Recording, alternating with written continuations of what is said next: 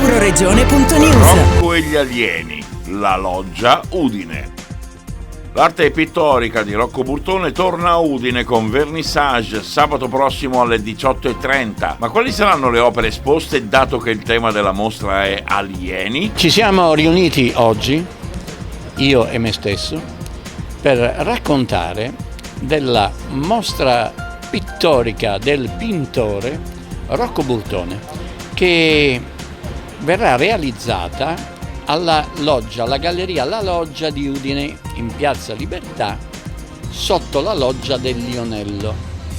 La loggia che è famosa per essere una delle, forse la più antica galleria di Udine, gestita da Maristella, un personaggio appassionato, una grande cultrice d'arte.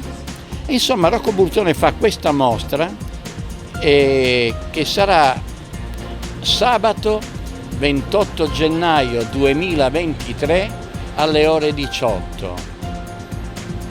Il perché fa questa mostra lo chiediamo al diretto interessato.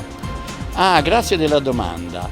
E faccio questa mostra perché, non avendo niente da fare, essendoci poca musica in giro, nessuno mi chiama a suonare, anche perché sono anziano, invece come pittore sono giovane.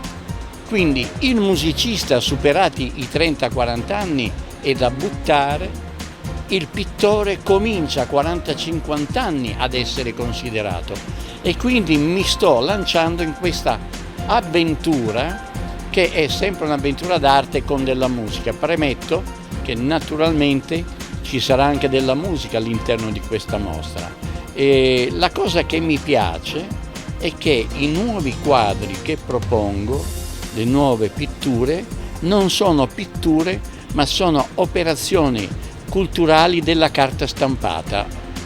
Non so cosa voglia dire, però venite a vederla.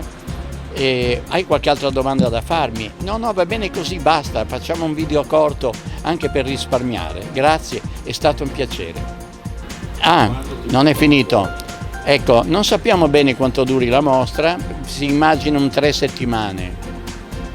Quindi fai tu i conti, dal 28 di gennaio più 21-22 giorni, diciamo sì, verso il 30 di febbraio dovrebbe essere finita.